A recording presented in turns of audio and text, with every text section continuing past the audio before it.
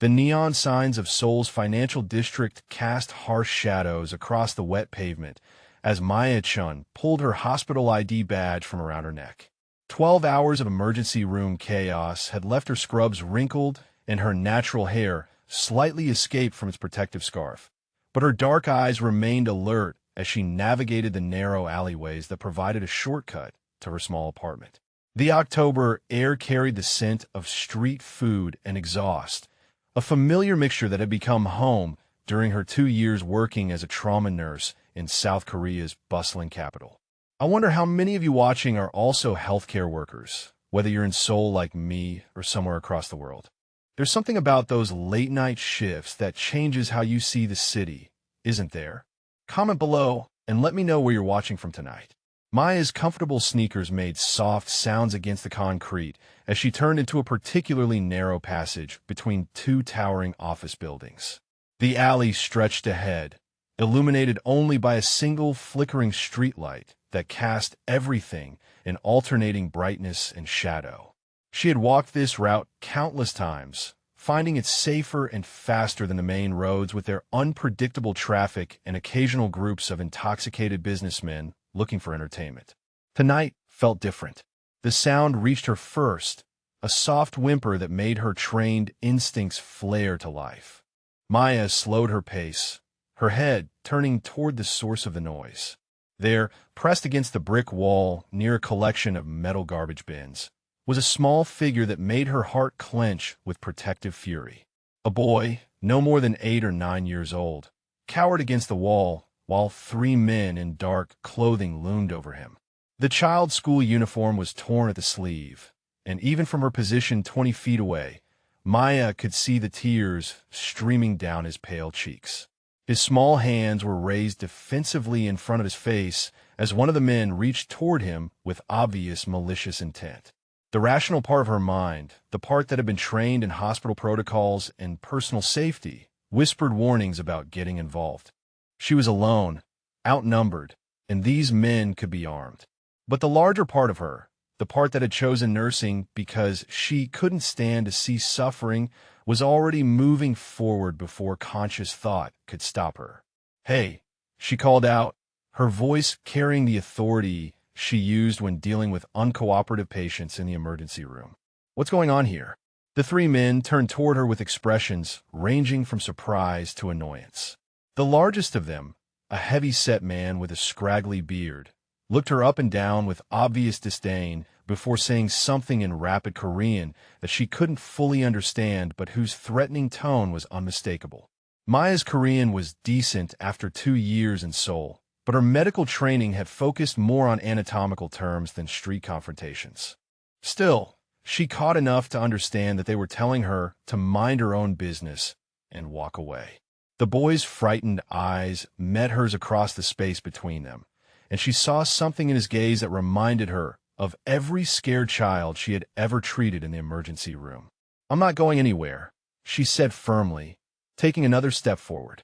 "Leave him alone." The men exchanged glances, and Maya realized with a chill that they were debating whether she posed a threat worth addressing. Her hand instinctively moved to the pepper spray attached to her keychain, though she hoped desperately that she wouldn't need to use it. The boy had pressed himself even closer to the wall, his small body trembling with fear and cold. One of the other men, this one younger with an expensive-looking jacket, pulled out what looked like a phone and began speaking in low, urgent tones. Maya couldn't make out the words, but his body language suggested he was reporting the situation to someone else.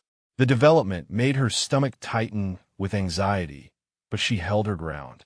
"Come here," she said gently to the boy, extending her hand toward him while keeping her eyes on the 3 men. "It's okay.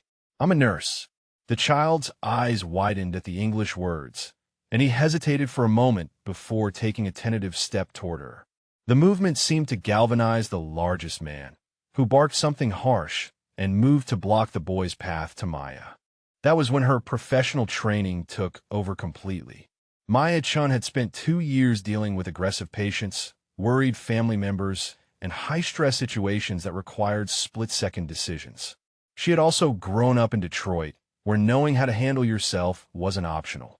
The combination had given her a particular set of skills that she rarely needed to use but never forgot. She moved with the swift efficiency of someone accustomed to medical emergencies, stepping between the man and the child while simultaneously pulling out her phone and activating the flashlight function. The sudden bright light in the dim alley caused all three men to flinch and raise their hands to shield their eyes. "Stay behind me," she said to the boy, who immediately complied by pressing himself against her back. She could feel his small hands gripping the fabric of her scrubs as she faced down the three men who now seemed less certain about their course of action. The man with the expensive jacket was still talking rapidly into his phone, and Maya caught fragments that sounded like he was asking for instructions. The largest man looked increasingly agitated, his hands clenching and unclenching at his sides as he glared at her. The third man, who had been silent until now, seemed to be studying her with calculating eyes that made her skin crawl. For several long moments, the alley was filled with tense silence, broken only by the boy's quiet sniffles and the distant sounds of soul traffic. Maya kept her phone light trained on the men, while her free hand rested protectively on the child's shoulder. Her heart was pounding, but her breathing remained controlled and steady. Then the man with the phone snapped it closed and said something short to his companions.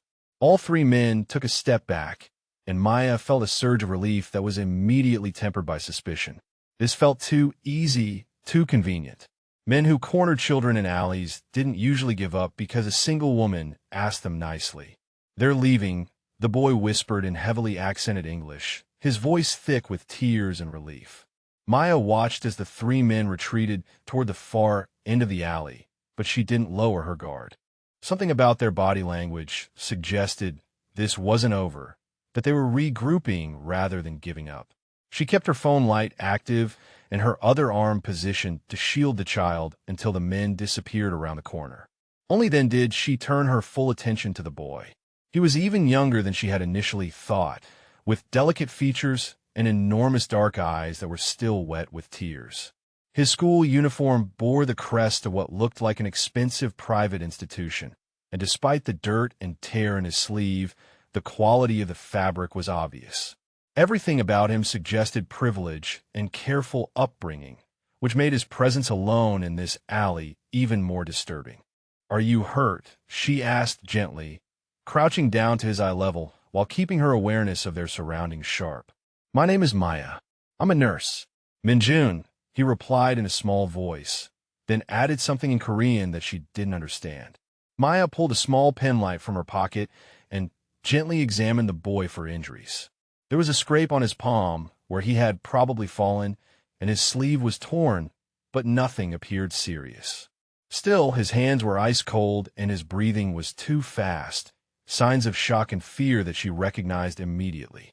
"It's going to be okay, Minjun," she said softly, using her most reassuring tone while checking his pupils for signs of head trauma.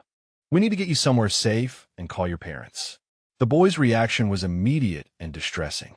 He shook his head violently and grabbed her arm with both small hands, his eyes wide with renewed fear.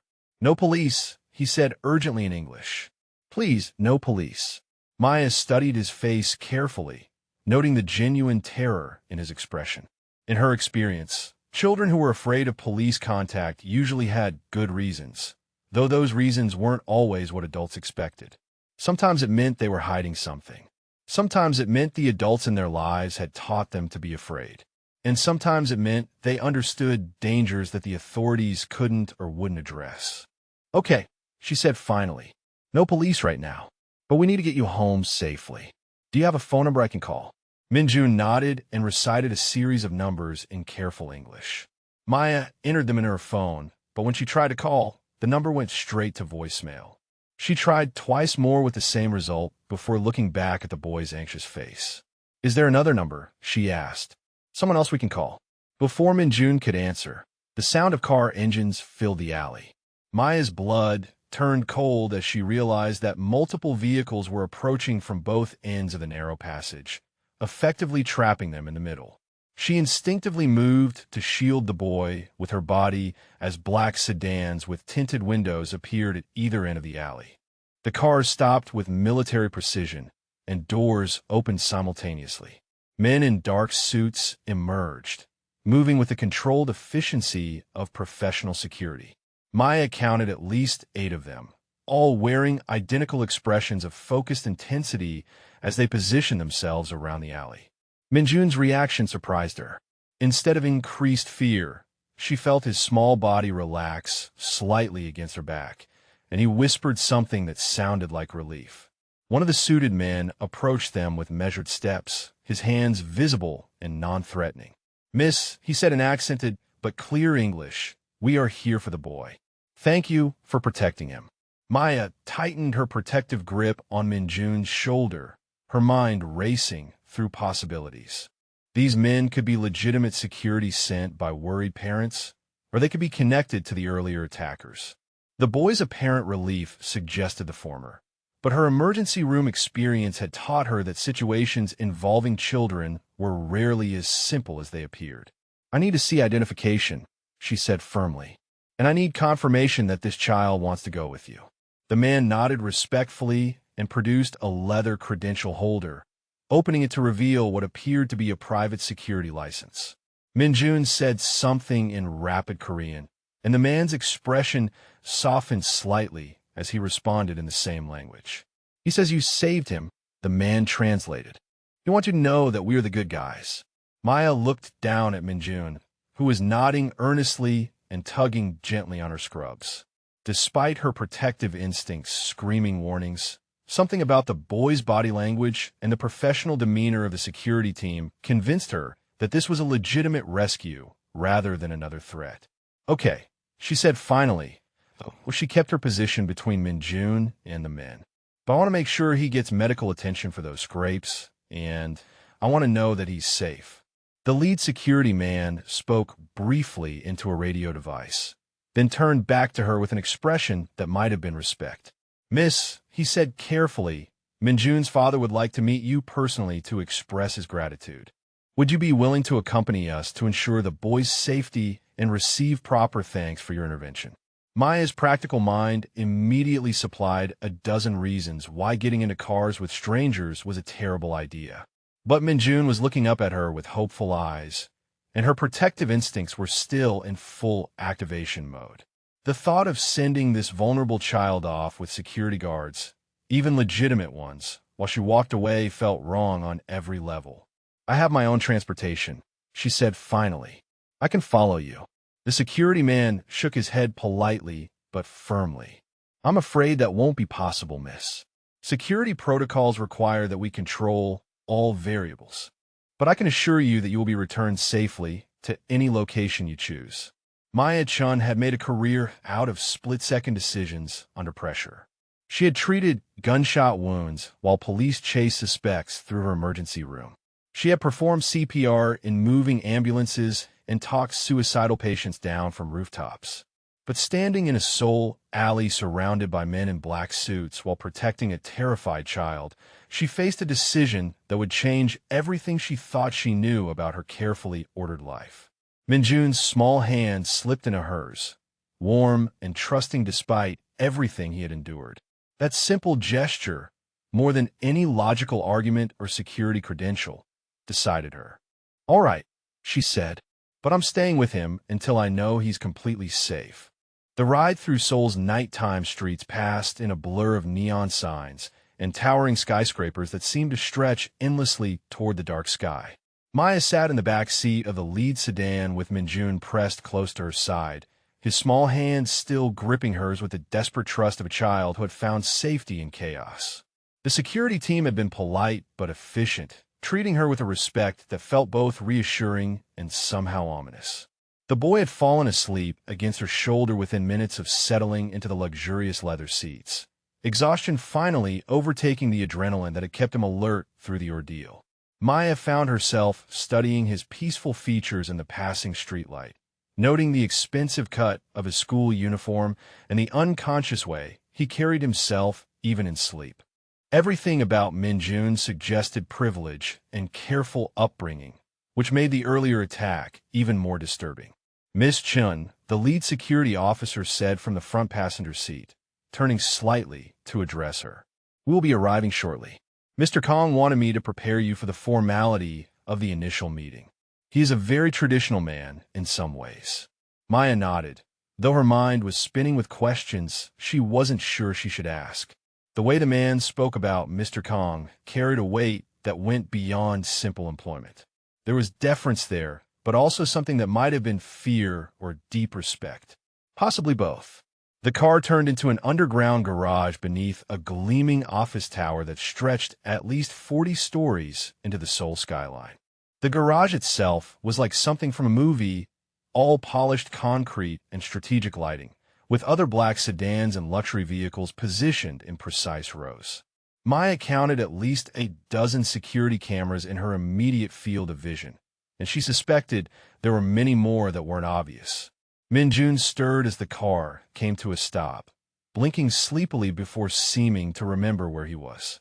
He sat up straighter and wiped his eyes with the back of his hand, suddenly looking older and more composed than any 80-year-old should need to be. "Are you ready to see your father?" Maya asked gently, noting how the boy's entire posture shifted at the mention. "Yes," Min-jun replied, but his voice carried an undertone that suggested readiness and anxiety were two different things. The elevator that carried them from the garage to the upper floors was larger than Maya's entire bathroom and moved with the smooth silence of expensive engineering. She watched the floor numbers climb steadily past 20, 30, 35 before finally stopping at the 40th floor. When the doors opened, they revealed a reception area that looked more like the lobby of a five-star hotel than any office building Maya had ever seen. Marble floors gleamed under crystal chandeliers, and floor-to-ceiling windows offered a breathtaking view of Seoul's sprawling metropolis. Fresh flowers arranged in massive displays filled the air with the scent of jasmine and roses, creating an atmosphere of controlled elegance that felt both welcoming and intimidating. A woman in an impeccably tailored suit approached them with measured steps, her professional smile perfectly calibrated to convey respect and efficiency. She spoke briefly to the security team in Korean before addressing Maya directly in flawless English. "Miss Chun," she said with a slight bow, "Mr. Kong is waiting to meet you in his private office. If you would please follow me." Maya kept her hand on Min-jun's shoulder as they walked through a corridor lined with what appeared to be original artwork and subtle displays of wealth that spoke of generations of accumulated power. The boy had grown increasingly quiet as they progressed deeper into the building, his earlier relief replaced by something that looked like nervous anticipation. The doors to the private office were massive panels of dark wood that opened silently to reveal a space that took Maya's breath away. The room was enormous, dominated by floor-to-ceiling windows that offered a panoramic view of Seoul stretching to the horizon. The furniture was a perfect blend of modern sophistication and traditional Korean elements, creating an atmosphere that felt both timeless and completely contemporary. Behind an imposing desk that looked like it had been carved from a single piece of ebony sat a man who made every instinct Maya possessed immediately alert. Kong Jae-hyun was younger than she had expected, perhaps in his early 30s, with the kind of controlled stillness that suggested power held in careful check. His suit was perfectly tailored, his dark hair immaculately styled, and his hands folded on the desk surface with mathematical precision. But it was his eyes that captured her attention completely. Dark and assessing, they seemed to catalog everything about her in a single glance before moving to his son with an expression that transformed his entire face. "Min-jun," he said, and the single word carried relief, love, and carefully controlled fury in equal measure. The boy broke away from Maya's protective grip and ran across the vast office to his father, who rose from behind the desk and dropped to one knee to catch his son in an embrace that was fierce and desperate and completely at odds with the controlled environment around them. Maya watched as the powerful man she had just met disappeared entirely, replaced by a father who had clearly been terrified for his child's safety. They spoke in rapid Korean, Min-jun's words tumbling over each other as he recounted his experience while his father listened with complete attention. Maya caught fragments that she recognized, including her own name mentioned several times, but the emotional undercurrents were clear in any language. This was a family reuniting after genuine fear of loss. After several minutes, Jae-hyun stood and placed both hands on his son's shoulders, speaking to him in a tone that was gentle but carried unmistakable authority. Min-jun nodded solemnly and moved to sit in one of the chairs positioned near the windows, close enough to remain part of the conversation, but clearly dismissed from center stage. Only then did Jae-hyun turn his full attention to Maya, and she felt the weight of his focus like a physical presence. "Miss Chun," he said, his English precise and formal with only the slightest trace of accent. "I owe you a debt that I can never adequately repay." He moved around the desk with the controlled grace of someone accustomed to command, stopping at a respectful distance that nonetheless felt closer than comfortable. Up close, Maya could see that his composure was perfect except for his eyes, which still held echoes of the fear she had witnessed during his reunion with Min-jun. "You don't owe me anything," she replied, though something about his presence made her acutely aware of the contrast between her rumpled scrubs and his expensive suit. "I did what anyone would do." Jae-hyun's expression suggested he disagreed with that assessment, but he didn't argue the point directly. Instead, he moved to a sidebar and poured 2 glasses of what looked like expensive whiskey, offering one to Maya before settling into the chair across from her. "My son tells me that you placed yourself in danger to protect him from men who intended harm," he said, his voice carrying undertones that suggested those men would face consequences Maya probably didn't want to know about. "He also tells me that you stayed with him when you could have simply called the authorities and walked away." Maya glanced at Min-jun, who was watching their conversation with obvious interest despite his father's attempt to sideline him. The boy's earlier fear of police contact suddenly made more sense in the context of this obviously powerful and possibly dangerous man. "He was scared," she said simply. "I couldn't leave a scared child alone. Even when doing so put you at risk from men you didn't know, in a situation you didn't understand," Jae-hyun observed, studying her face with an intensity that made her feel like he was reading thoughts she hadn't spoken aloud. Even then, Maya confirmed, though she was beginning to understand that the simple rescue she had performed might have more complicated implications than she had realized. Jae-hyun set down his untouched whiskey and leaned forward slightly, his attention focused entirely on her in a way that felt both flattering and slightly overwhelming. Maya had dealt with intense people before, but there was something about this man that suggested depths of complexity and potential danger that made her earlier assessment of the situation feel naive. "Miss Chun," he said carefully, "what I am about to tell you may change your perception of tonight's events. 3 hours ago, my son was taken from his school by men working for people who consider him a valuable asset in their conflict with me. The attack you interrupted was not random violence. It was a kidnapping attempt that failed because one brave woman decided to intervene when she could have chosen safety." The words hit Maya like ice water, reorganizing everything she thought she understood about the evening's events. Min-jun hadn't been the victim of random crime. He had been targeted specifically because of who his father was, and she had stumbled into the middle of what amounted to a criminal war. "What kind of conflict?" she asked, though she suspected she already knew the answer and wasn't sure she wanted it confirmed. Jae-hyun's expression didn't change, but something in his eyes acknowledged her intelligence and the decision she was forcing him to make about how much truth to reveal. "I'm the head of an organization that operates in areas where the government's authority is limited," he said, choosing his words with obvious care. "There are people who believe that harming my family will give them leverage over my decisions. Tonight proved that assumption to be accurate in ways I never anticipated." Maya felt her stomach tighten as the implications began to sink in.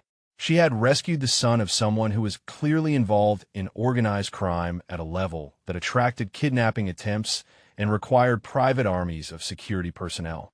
The romantic notion of helping a scared child had collided with a reality that included genuine danger and moral complexity she hadn't bargained for. "So those men tonight," she began, then stopped as she realized she didn't really want the details of what would have happened to Min-jun if she hadn't intervened. "Will not be an ongoing concern," Jae-hyun said, and the controlled way he delivered the words made Maya certain she didn't want to know what that meant either.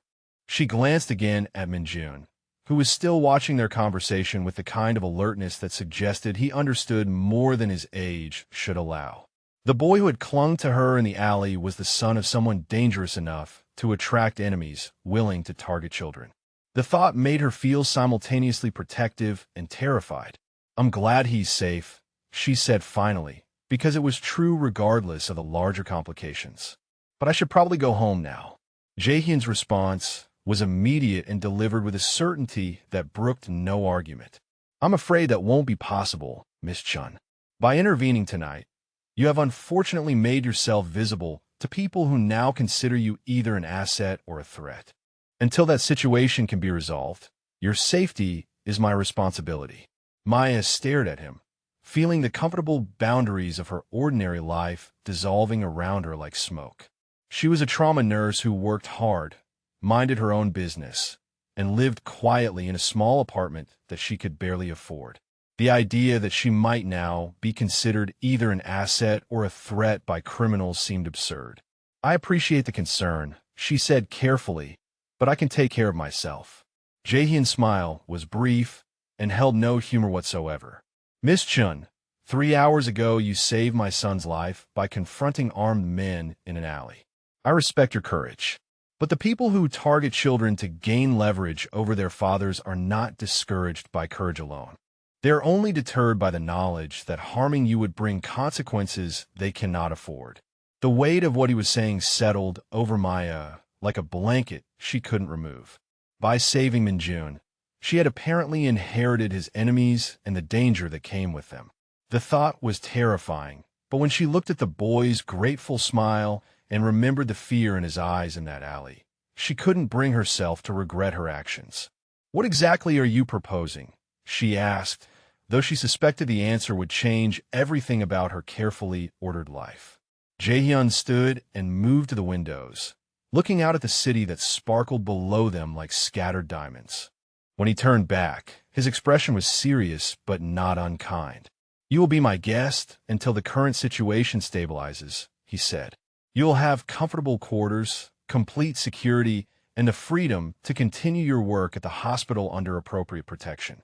In exchange, I ask only that you allow me to ensure your safety and accept my gratitude for what you did for my son." Maya felt the last vestiges of her normal life slipping away as she tried to process what he was offering. Guest was obviously a polite word for something closer to protective custody, regardless of how comfortable the accommodations might be. But the alternative, according to his assessment, was remaining a target for people willing to kidnap children. "For how long?" she asked. "Until I can guarantee that you face no ongoing threat as a result of your heroic actions tonight," Jae-hyun replied, which was clearly a non-answer that could mean anything from days to indefinitely. Maya looked again at Minjun, who was watching her with hopeful eyes that reminded her exactly why she had gotten involved in the first place. She thought about her small apartment with its leaky faucet and unreliable heating, her student loans that seemed to grow faster than her ability to pay them, and her job that barely covered her basic expenses while she tried to build a life in a foreign country. Then she thought about armed men threatening children in alleys and the kind of people who considered kidnapping a legitimate business strategy. "I have conditions," she said finally.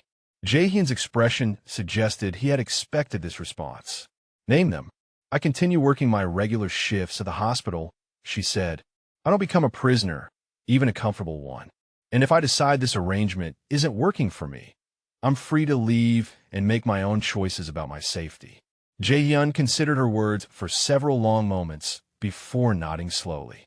"Agreed," he said, "with the understanding that your definition of safety and mine may differ based on information you don't currently possess."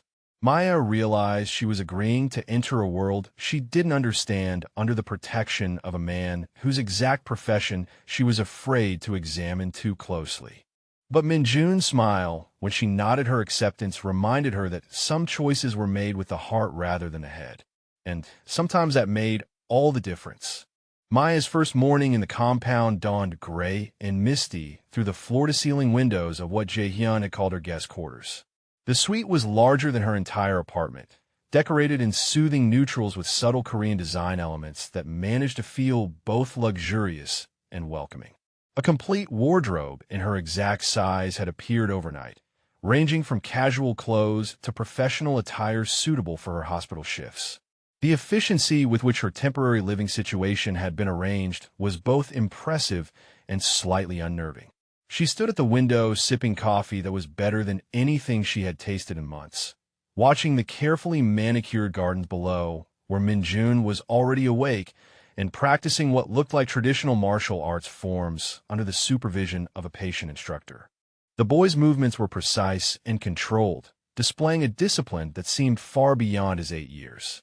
Everything about this place spoke of order, tradition, and expectations that were both protective and potentially suffocating. A soft knock at her door interrupted her observations. Minjun's voice called out a polite request for entry in careful English, and Maya found herself smiling despite the strangeness of her situation. "Good morning," she said, opening the door to find the boy dressed in a fresh school uniform and carrying what appeared to be a wrapped gift. "You're up early. Father says warriors rise with the sun," Minjun replied seriously, then seemed to remember he was 8 years old and grinned. "Also, Mrs. Park makes the best breakfast in Seoul, and she said she made extra because you're here." Maya accepted the wrapped package, finding inside a beautifully bound journal with her name embossed in both English and Korean characters on the leather cover. The craftsmanship was exquisite, and the gesture was thoughtful in a way that made her chest tighten unexpectedly. "This is beautiful, Minjun," she said. "Thank you. Father helped me choose it," the boy admitted, his cheeks coloring slightly. He said that people who save others should have somewhere to write their stories. The innocent statement carried weight that Maya suspected the child didn't fully understand. She was beginning to realize that everything in Jaehyun's world, including his son's gestures, operated on multiple levels of meaning and intention. "Would you like to walk to school with me today?" Minjun asked with the hopeful expression of a child who had found a new ally in his carefully controlled world. Maya glanced at her watch, calculating the time needed to reach the hospital for her afternoon shift. "I like that very much." The walk to Minjun's school proved to be a convoy operation involving 2 security vehicles and a level of protection that made Maya acutely aware of the reality behind her comfortable accommodations. The boy chattered easily about his classes and teachers, switching between English and Korean with the fluid ease of true bilingualism.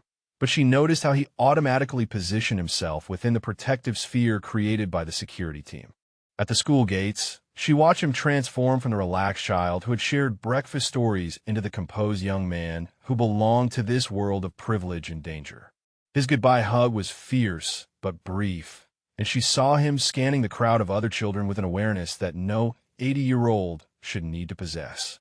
The ride to Seoul National University Hospital gave Maya time to process the surreal shift her life had taken in less than 24 hours. Yesterday, she had been a struggling expat nurse living paycheck to paycheck in a tiny apartment. Today, she was under the protection of one of Seoul's most dangerous men, living in luxury she could never have imagined and apparently considered valuable enough to target by his enemies. Her shift in the emergency department provided a welcome return to familiar territory. The controlled chaos of trauma medicine, the rapid-fire decisions, and life-or-death interventions felt like coming home after the strange formality of the compound. Her colleagues noticed the discreet security presence that shadowed her movements, but years of working in urban emergency medicine had taught them not to ask too many questions about patients' complicated circumstances.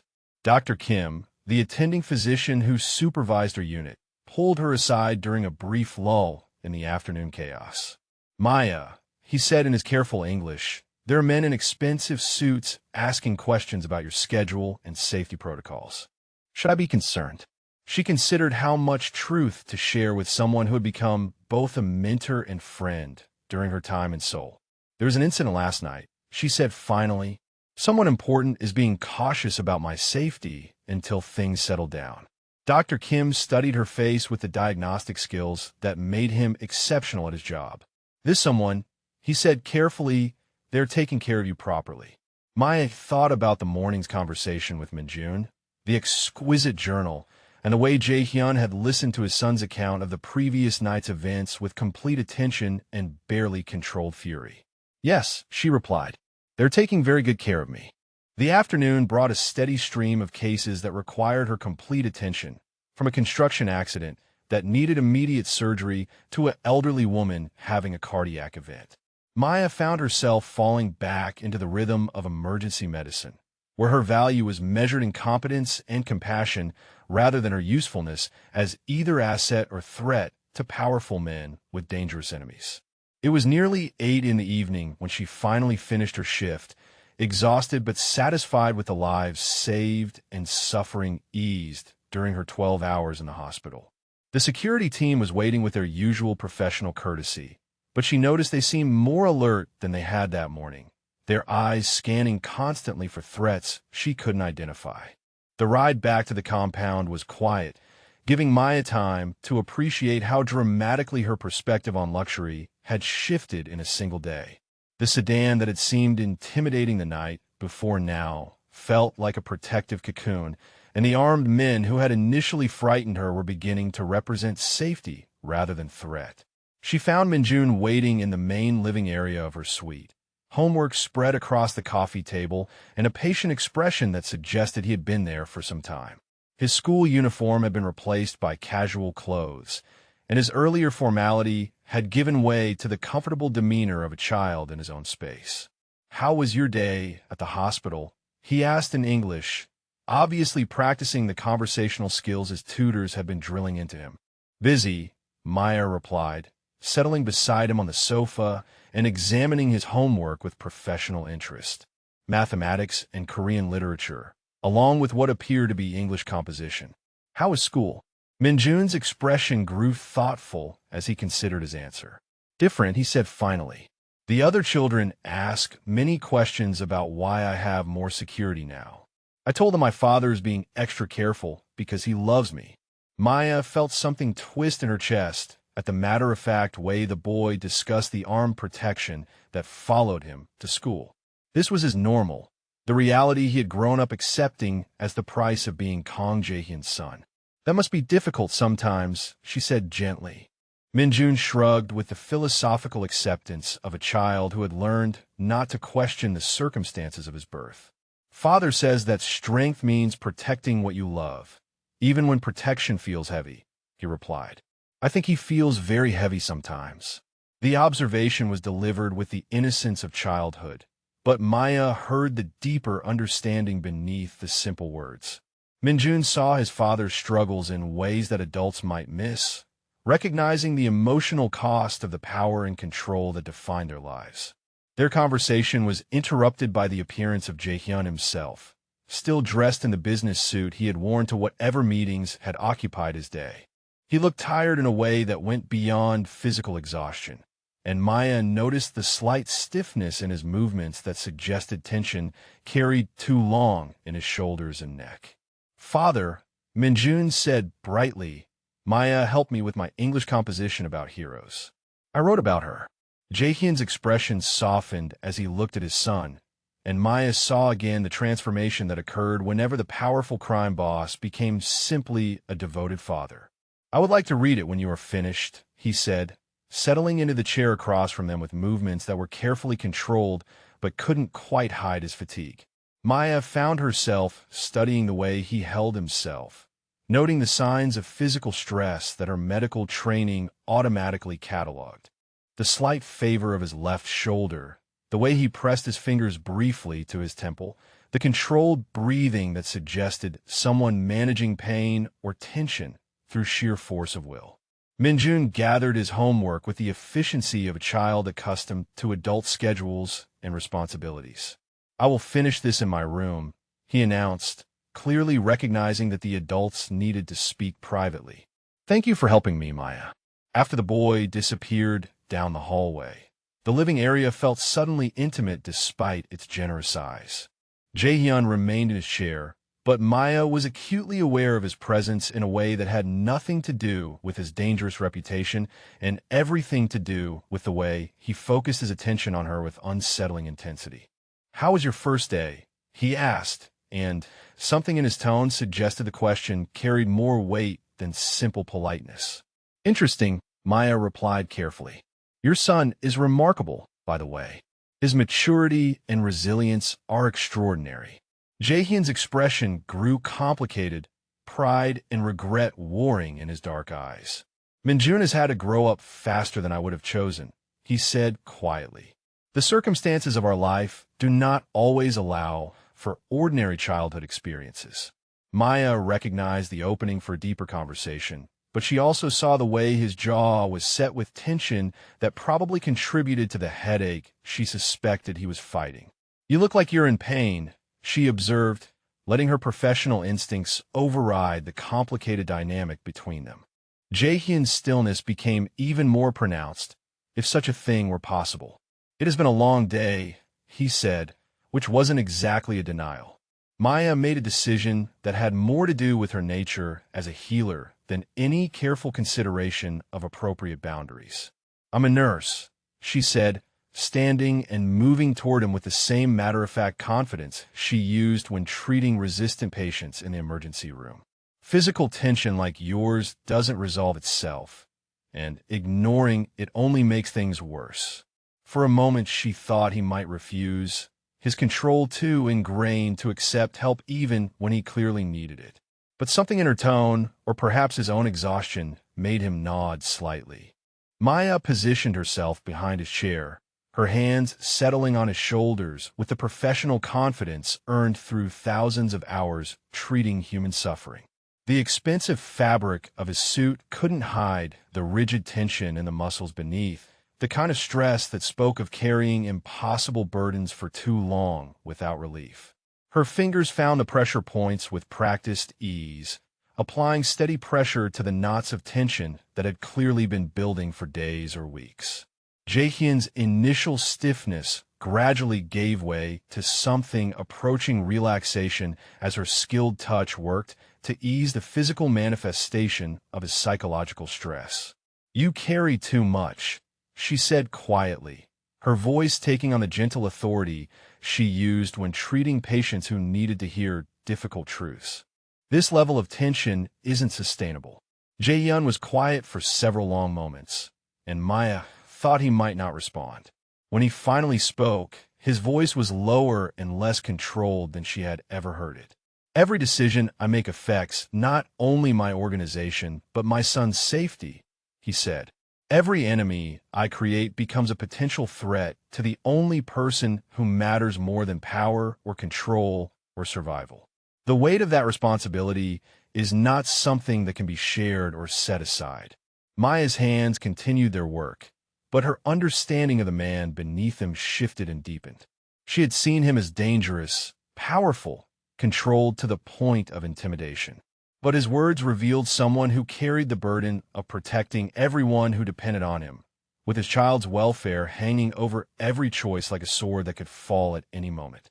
"You're a good father," she said, meaning it completely. "Minjun feels safe and loved despite the circumstances you can't control. That's not a small accomplishment." She felt some of the tension leave his shoulders, though whether from her touch or her words was impossible to determine. "Sometimes I wonder if my love for him is more burden than blessing," Jaehyun admitted with an honesty that surprised them both. "If he would be safer with a father who could give him normal life instead of armed escorts and constant vigilance." Maya's hands stilled on his shoulders as she processed the vulnerability he had just revealed. This was the fear that drove his excessive protection, the guilt that probably kept him awake at night, wondering if his son paid too high a price for being loved by someone whose enemies considered children legitimate targets. "Minjun doesn't need normal," she said firmly. "He needs what you give him every day: security, devotion, and the knowledge that he is the most important thing in your world. Normal is overrated when the alternative is being treasured." Jaehyun turned in his chair to face her, and Maya realized she was standing closer to him than professional distance strictly required. His dark eyes searched her face with an intensity that made her suddenly aware of the intimacy of what had just passed between them. "Thank you," he said, and the simple words carried layers of meaning that had nothing to do with the tension she had eased from his shoulders. Maya felt something shift in the air between them, a recognition of connection that went beyond the circumstances that had brought them together. She was close enough to notice that his eyes had flecks of gold in their dark depths, close enough to catch the faint scent of his cologne mixed with something that was purely him. The moment stretched between them, charged with possibility and complicated by everything that made any connection between them impossible. She was under his protection because she had saved his son. He was responsible for her safety because his enemies might target her. The power imbalance was absolute, and the complications were endless. But the way he looked at her had nothing to do with power or protection or responsibility, and everything to do with recognition of something neither of them had expected to find. Maya stepped back, needing distance to think clearly, but not before she saw something in his expression that suggested he was fighting the same internal battle she was. "I should let you rest," she said, her voice not quite as steady as she intended. "Tomorrow will probably be another long day." Jihyun nodded, rising from his chair with movements that were noticeably easier than when he had first sat down. "Maya," he said as she reached the doorway leading to her private quarters. She turned back, noting the way he stood framed by the windows that showed soul sparkling in the darkness beyond. "If you need anything, or if you feel unsafe for any reason, you can reach me immediately through the intercom system," he said. "Day or night. I want you to know that." The careful way he delivered the words suggested they carried meaning beyond simple security protocols. This was a man who was accustomed to controlling every aspect of his environment, offering her access to him whenever she might need it. "Thank you," she replied. "That means more than you probably realize." As Maya prepared for bed in her luxurious temporary quarters, she found herself replaying the evening's conversation and the unexpected intimacy of treating his physical tension. She had seen beneath the controlled exterior to the man who worried about being a good father, who carried the weight of protecting everyone he loved, who was both more dangerous and more vulnerable than she had imagined possible. The attraction she was beginning to feel was complicated by every aspect of their situation, but it was also undeniable. Tomorrow she would return to the hospital where her value was measured in lives saved and suffering eased. Tonight she fell asleep thinking about dark eyes with gold flecks and the way a dangerous man's voice had softened when he talked about his son. In her dreams, she found herself standing again behind his chair, her hands working to ease burdens she was only beginning to understand, while outside the windows of his compound, Seoul glittered like scattered stars in the darkness that surrounded them both. Maya's third week living under Jihyun's protection had settled into a rhythm that felt almost normal despite its underlying complexity. Her morning walks with Minjun to school had become a cherished routine, their conversations ranging from his homework struggles to her stories about life in Detroit. The boy's English was improving rapidly, and his natural curiosity about her background had created a bridge between their very different worlds. The security team had become familiar presences rather than ominous shadows, and Maya had learned to recognize the subtle signs that indicated threat levels and operational changes. What had initially felt like surveillance now felt like protection, a distinction that mattered more than she had expected when she first found herself in this impossible situation. Her work at the hospital provided necessary anchoring to her professional identity, and her colleagues had adapted to the discreet security presence with a practical acceptance that characterized most medical professionals.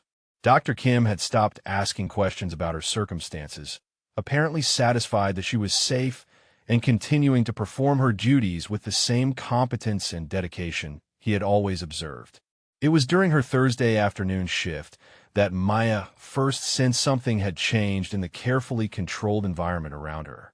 The security team that usually maintained invisible surveillance was more visible, their positions more strategic, and their communication frequency noticeably increased. She recognized the signs of elevated threat assessment even before the head of her detail approached her during her dinner break. "Miss Chun," the man said quietly, moving close enough to speak without being overheard by her colleagues. "We need to discuss some changes to your movement protocols." Maya set down her coffee and gave him her complete attention, noting the tension in his posture that suggested whatever had changed was significant. "There has been increased chatter about your routine and schedule," he continued. "Intelligence suggests that hostile parties have been gathering information about your work patterns and housing arrangements. Mr. Kong wants you aware of the situation before any adjustments are implemented." The words hit Maya like cold water, stripping away the comfortable illusion of normalcy she had been maintaining. Someone was watching her, studying her habits, potentially planning something that required countermeasures. The thought made her skin crawl, but her emergency room training kicked in automatically, focusing her attention on practical responses rather than emotional reactions. "What kind of adjustments?" she asked. "Enhanced protection during hospital shifts, modified transportation routes, and temporary suspension of your walking routine with Minjun," the security officer replied. "Mr. Kong also requests that you return to the compound immediately after your shift today rather than stopping for your usual coffee." Maya nodded. Though part of her rebelled against the idea of giving up the small freedoms she had negotiated as part of her arrangement with Jaehyun. The morning walks with Minjun and her post-shift coffee ritual had become important touchstones of autonomy in a life that was otherwise completely controlled by external forces. "How serious is this threat?" she asked. The security officer's expression answered her question before he spoke. "Serious enough that Mr. Kong is personally reviewing all protocols," he said. "That should tell you everything you need to know about the level of concern." Maya finished her shift with hyper-awareness of everyone around her, for the patients and families in the emergency department to the maintenance staff and delivery personnel who moved through the hospital's corridors. What had previously been background noise in her professional environment now felt potentially threatening, each unfamiliar face a possible danger she couldn't identify or quantify. The ride back to the compound was tense despite the security team's professional competence. Maya found herself studying the passing streets and intersections, wondering if someone was watching their route and planning whatever action had triggered the increased protective measures. The city that had become home over the past 2 years suddenly felt hostile and unpredictable. She found Jaehyun waiting in her suite's living area, still dressed in his business attire, but with a tension in his posture that immediately told her the situation was more serious than the security team had indicated. Minjun was nowhere to be seen, which probably meant he had been moved to more secure quarters within the compound. "How much do you know about the current situation?" Jaehyun asked without preamble, rising to face her with an intensity that made the spacious room feel smaller and more intimate. "That someone has been watching me and my routines," Maya replied. "That the threat level has increased enough to change protocols I thought were already comprehensive." Jaehyun moved to the windows that offered a view of the compound's gardens, his hands clasped behind his back in a posture Maya had learned indicated controlled fury rather than casual observation. 3 days ago, surveillance detected unusual interest in your schedule and movements," he said, his voice carrying undertones that suggested violence barely held in check. "Yesterday, that interest escalated to active reconnaissance of your workplace and transportation routes. This morning, we intercepted communications that suggest planning has moved beyond surveillance to operational preparation." Maya felt her stomach tighten as the implications became clear. Someone wasn't just watching her anymore. They were planning to take action based on what they had observed. "What kind of operational preparation?" she asked, though she suspected the answer would be exactly what she didn't want to hear. Jaehyun turned from the window, and Maya saw in his expression a combination of protective fury and guilt that made her heart clench with unexpected emotion. "The kind that involves acquiring weapons, mapping escape routes, and discussing timing that coincides with your most vulnerable moments during your daily routine," he said. "The kind that suggests they see you as a valuable asset worth significant risk to acquire." The words hung between them like a physical presence, transforming Maya's understanding of her situation from protective custody to active target. Someone had been watching her for days, learning her habits and planning what could only be a kidnapping attempt designed to give them leverage over the man who had become responsible for her safety. "This is about getting to you through me," she said, and it wasn't a question. Jaehyun's expression confirmed what she already knew. "You have become important to people I care about," he replied carefully. "That makes you valuable to people who want to hurt me." I failed to anticipate how quickly that vulnerability would be identified and exploited. Maya heard the self-recrimination in his voice, the guilt of someone who blamed himself for putting another person in danger through the simple act of protecting them. She recognized the emotional pattern from her work with trauma patients who blamed themselves for circumstances beyond their control. "This isn't your fault," she said firmly.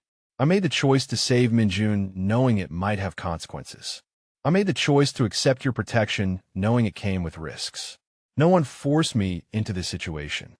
Jaehyun's laugh was brief and contained no humor whatsoever.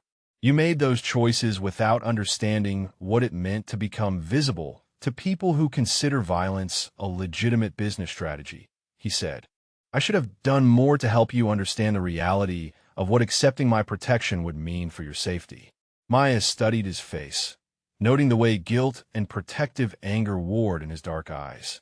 This was a man who was accustomed to controlling every variable in his environment. Facing a situation where someone he had promised to protect was being targeted because of that protection. "What happens now?" she asked. Jaehyun moved closer, and Maya was struck again by the controlled power he carried so effortlessly.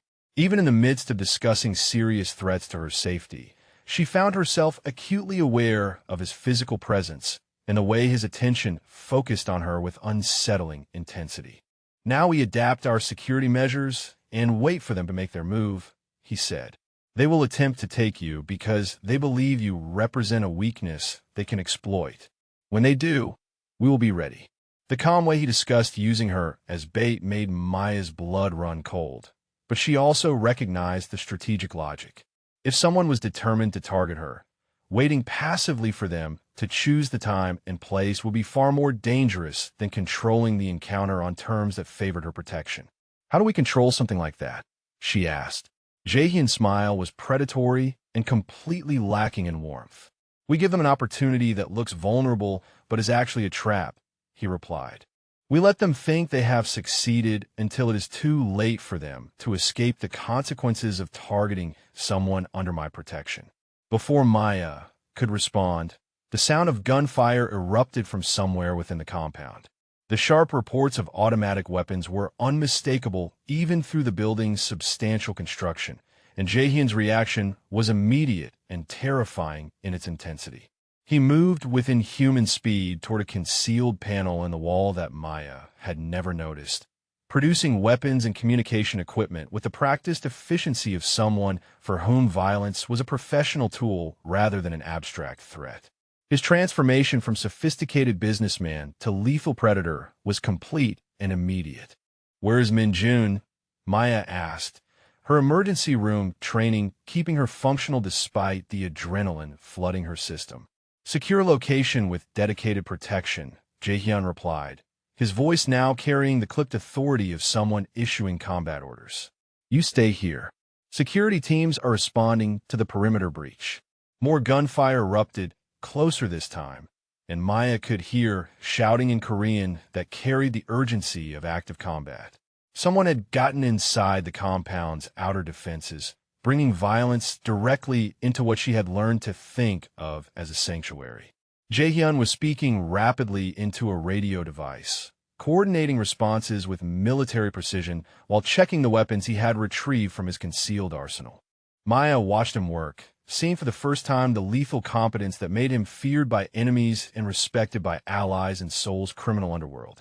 The lights in the suite suddenly went out, plunging them into darkness broken only by the glow from Seoul's skyline beyond the windows. Emergency lighting kicked in moments later, casting everything in eerie red illumination that made the familiar space feel foreign and threatening. "They're inside the building," Jaehyun said, his voice carrying deadly certainty. "This isn't a probe or surveillance. This is a full assault designed to take you regardless of the cost." Maya felt terror and determination war in her chest as she realized that people were willing to kill and die for the chance to kidnap her and use her against the man who had tried to protect her. The abstract threat had become immediate reality, and she was no longer a bystander in someone else's criminal war. "What can I do to help?" she asked, her nursing training automatically shifting into emergency mode despite the unprecedented nature of the crisis. Jae-hyun's expression showed surprise and something that might have been admiration as he realized she was offering assistance rather than dissolving into panic. "Stay behind me and do exactly what I tell you," he said. "We're moving to Minjun's location. If something happens to me, there's a panic room with independent communication systems. Use it to call for extraction." They moved through the darkened corridors with Jae-hyun leading, his weapon ready and his attention focused on threats Maya couldn't identify. She stayed close behind him, her medical kit clutched in one hand and her other hand resting lightly on his shoulder to maintain contact in the dim emergency lighting. The compound that had felt like a luxury hotel now revealed its true nature as a fortress designed for exactly this kind of siege. Reinforced walls, strategic choke points, and defensive positions became obvious once violence had stripped away the civilized veneer that normally concealed their purpose. They encountered the first bodies near the stairwell leading to the upper floors where Minjun's secure quarters were located. Two men in tactical gear lay motionless in pools of blood that looked black in the red emergency lighting. Jae-hyun checked them briefly before moving forward, his movements efficient and completely without emotion. Maya found herself automatically assessing the wounds, her medical training cataloging the precise placement of gunshots that suggested professional execution rather than chaotic gunfight. Someone on Jae-hyun's security team was exceptionally skilled at killing people who threatened the compound's residents. They reached Minjun's floor to find it secured by a team of guards who snapped to attention when they recognized Jae-hyun. Rapid conversation in Korean established that the boy was safe, the perimeter breach had been contained, and the immediate threat had been neutralized. Maya felt relief flood through her as she realized Minjun wasn't in immediate danger. But Jae-hyun's expression remained grim as he processed the reports from his security teams. "This was a probe," he said, his voice carrying implications that made Maya's stomach tighten with renewed fear. "They wanted to test our response times and defensive capabilities. The real attack is still coming." Maya looked around at the evidence of violence that had erupted in what she had thought was one of the most secure locations in Seoul, realizing that if this was just a test, the actual assault would be far worse. "How many people are willing to die just to kidnap me?" she asked, the question emerging before she could consider whether she really wanted the answer. Jae-hyun's expression when he turned to face her carried a weight of knowledge she hadn't expected. "Enough that I am beginning to understand exactly how much you mean to me," he said, the admission emerging with an honesty that surprised them both. "More than I realized until the thought of losing you became real rather than abstract." Maya felt something shift in the space between them, a recognition of emotional territory they had been approaching carefully for weeks.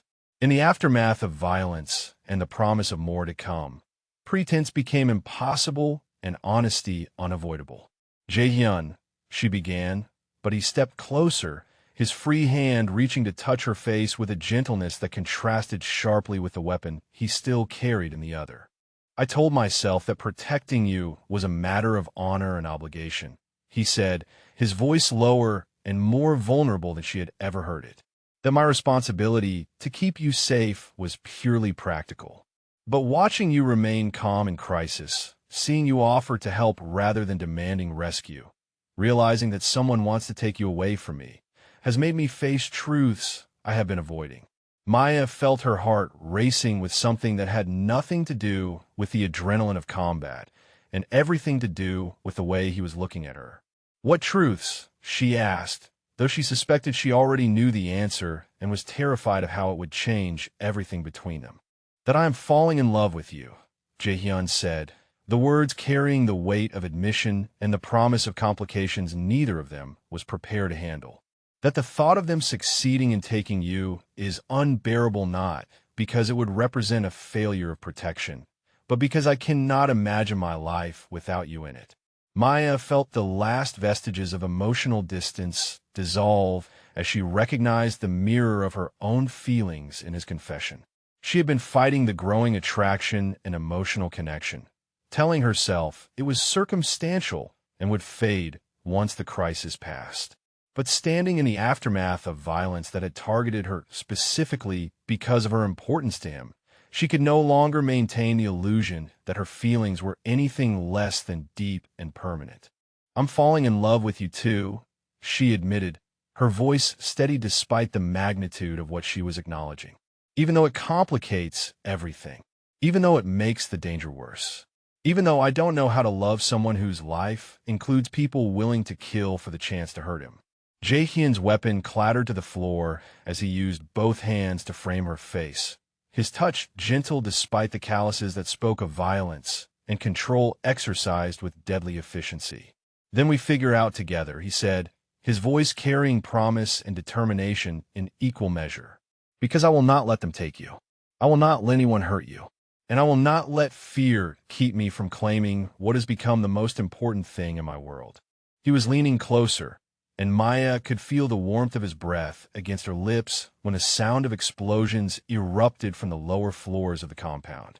The building shook with the impact, and emergency alarms began wailing with renewed urgency. The real attack had begun. The explosions that rocked the compound's foundation turned Jae-hyun's confession into a battle cry.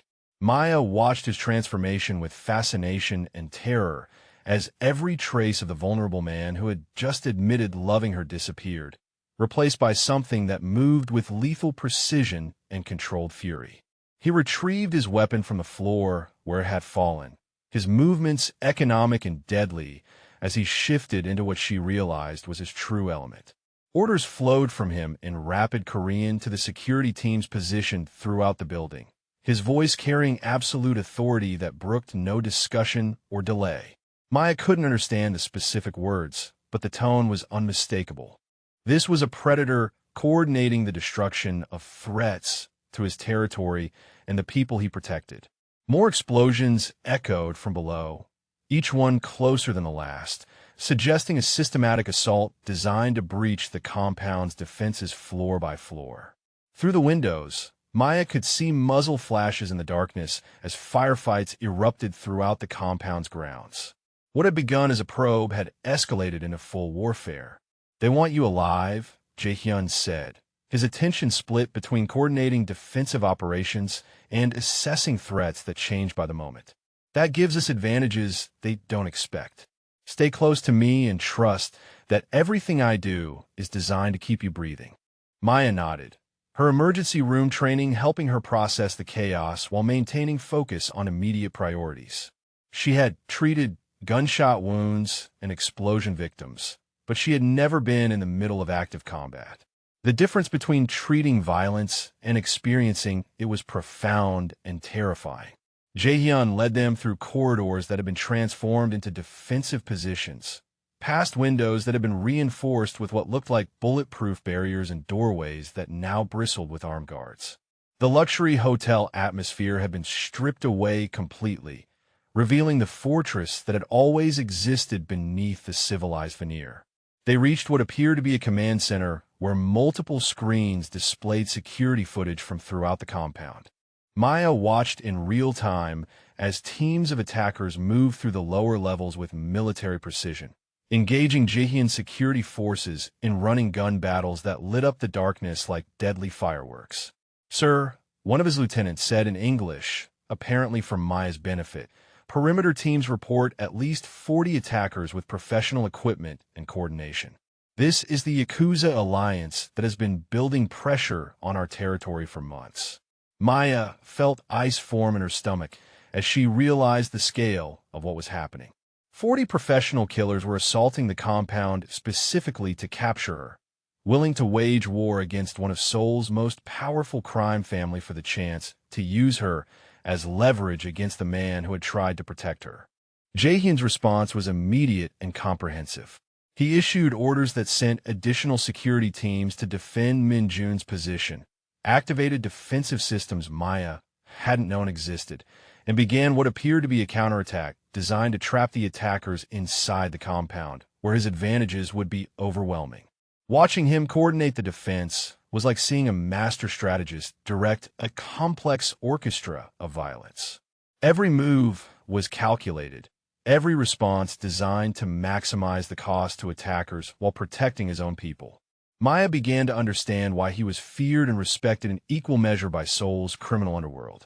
The lights flickered and went out completely as another explosion rocked the building, this one close enough to shake dust from the ceiling and send several monitors crashing to the floor.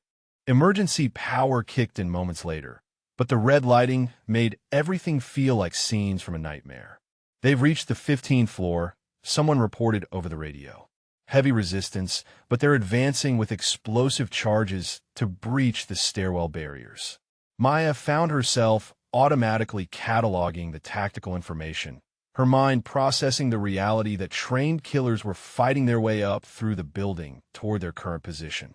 The thought should have terrified her into paralysis, but instead she felt a strange clarity that reminded her of handling multiple trauma cases simultaneously during her worst emergency room shifts. "What do you need me to do?" she asked Jae-hyun, surprising herself with the steadiness of her voice.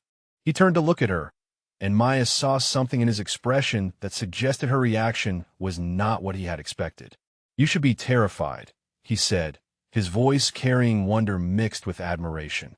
"You should be demanding extraction to safety. Instead, you're asking how you can help." Maya considered her response, realizing that her reaction revealed something about herself that she was only beginning to understand. "I'm terrified," she said honestly, "but I'm also a trauma nurse who has spent 2 years in Seoul's busiest emergency room. Crisis doesn't paralyze me. It focuses me on whatever needs to be done to save lives." Jae-hyun moved closer, and for a moment his control slipped enough to show her the depth of what her words meant to him. "If we survive this," he said, his voice rough with emotion and promise, "I'm going to spend the rest of my life ensuring you never have reason to regret choosing to stand with me." Before Maya could respond, gunfire erupted in the corridor outside the command center.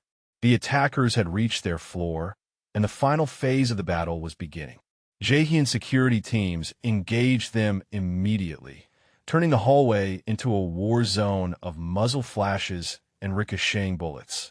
Maya pressed herself against the reinforced wall, her medical kit clutched in her hands as she realized she might need to treat gunshot wounds before this was over.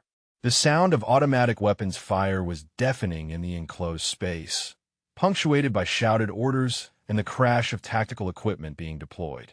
Through the chaos, she watched Jae-hyun coordinate defensive positions with calm precision that suggested this was far from his first experience with organized violence.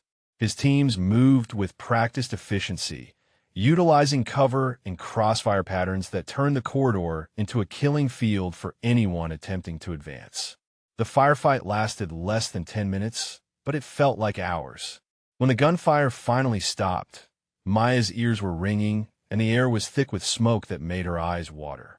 The silence that followed was almost as overwhelming as the violence had been.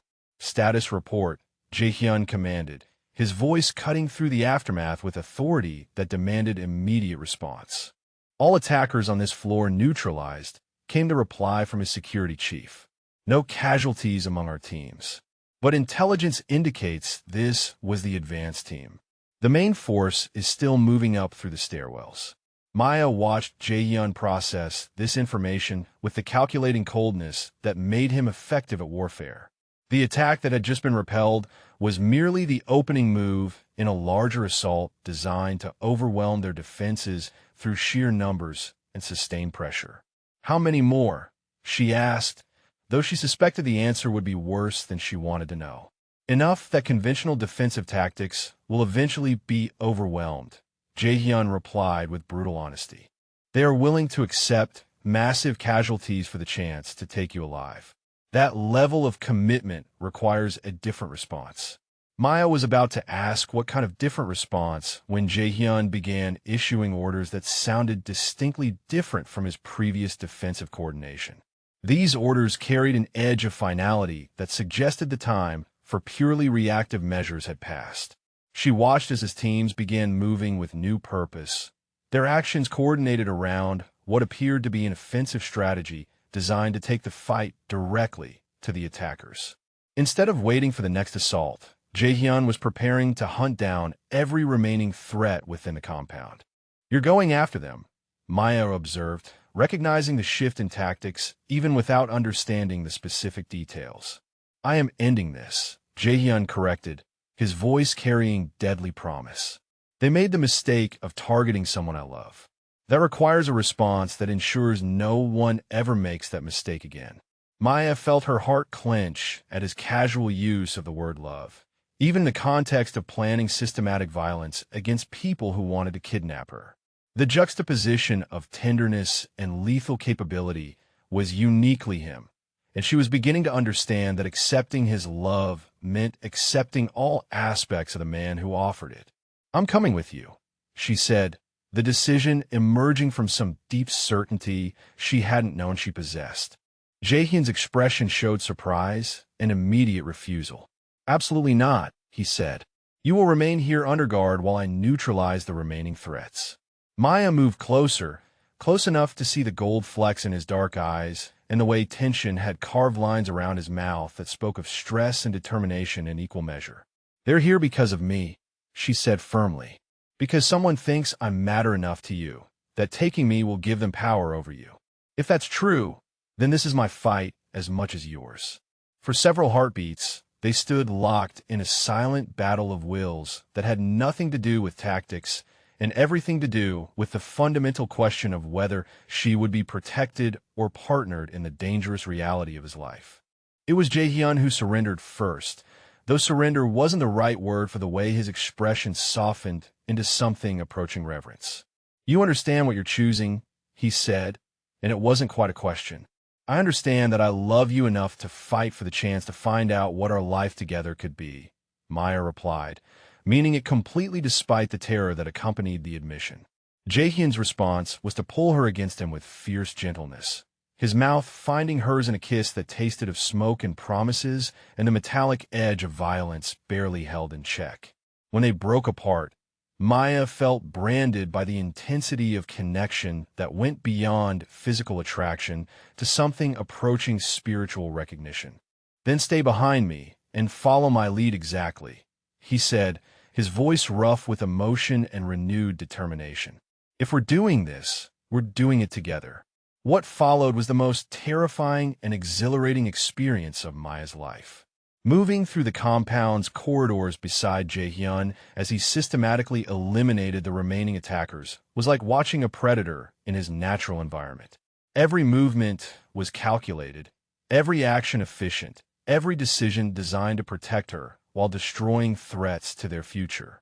Maya's role was primarily medical, treating the injuries sustained by Jae-hyun's security teams as they cleared each floor of remaining hostiles.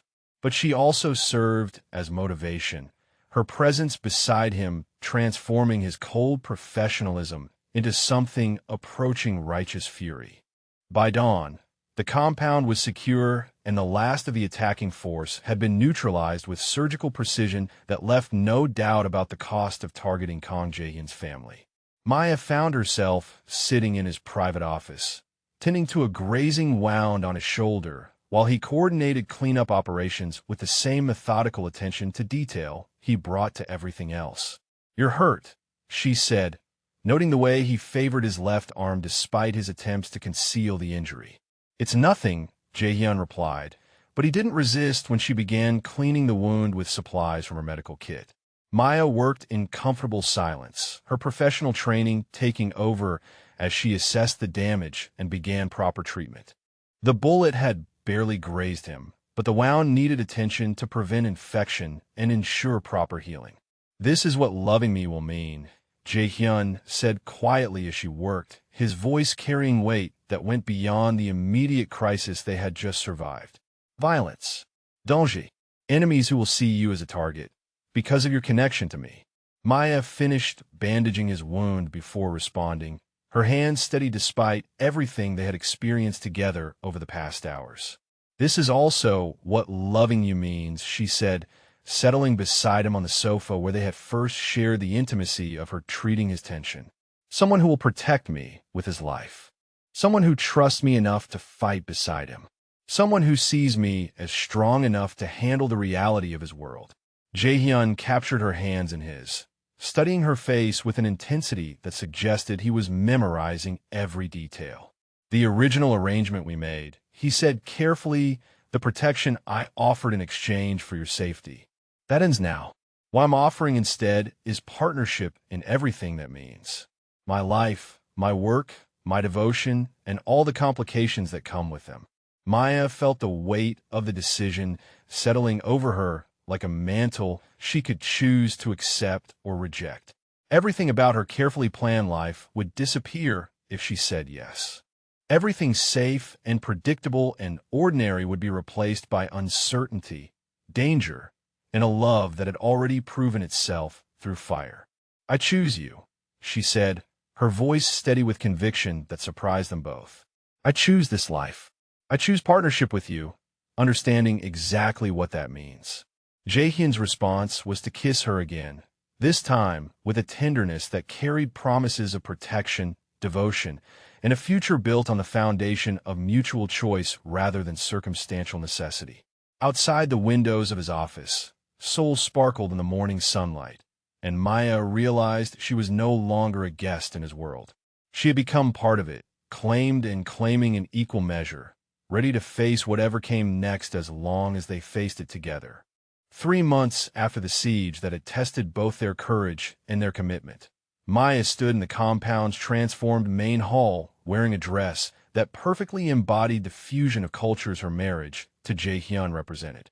The gown combined traditional Korean hanbok elements with contemporary elegance, its flowing lines and rich burgundy silk honoring both her chosen heritage and her own identity as a woman who had found home in an unexpected place. The ceremony itself was an intimate affair, attended only by the people who mattered most in their carefully constructed world. Minjun stood beside his father as an official witness, wearing traditional Korean formal, where that made him look simultaneously ancient and impossibly young. His excitement was barely contained beneath the composure expected of his position, and Maya caught him grinning at her several times during the preliminary rituals. Dr. Kim from the hospital had come to represent her professional family, his presence adding legitimacy and warmth to an occasion that might otherwise have felt isolated from her previous life. Several of Jae-hyun's most trusted lieutenants served as witnesses, their formal respect tinged with genuine affection for the woman who had proven herself worthy of their leader's devotion. The officiant was a respected elder from Seoul's Korean community, chosen specifically because he understood both the traditional elements they wanted to honor and the unique circumstances that had brought them together. His words carried weight that went beyond legal formalities to acknowledge the spiritual and cultural significance of joining two lives that had found each other across seemingly impossible barriers. Maya listened to the Korean phrases that formalized their union, understanding more than she would have months earlier thanks to Minjun's patient tutoring and her own determination to embrace every aspect of her new life.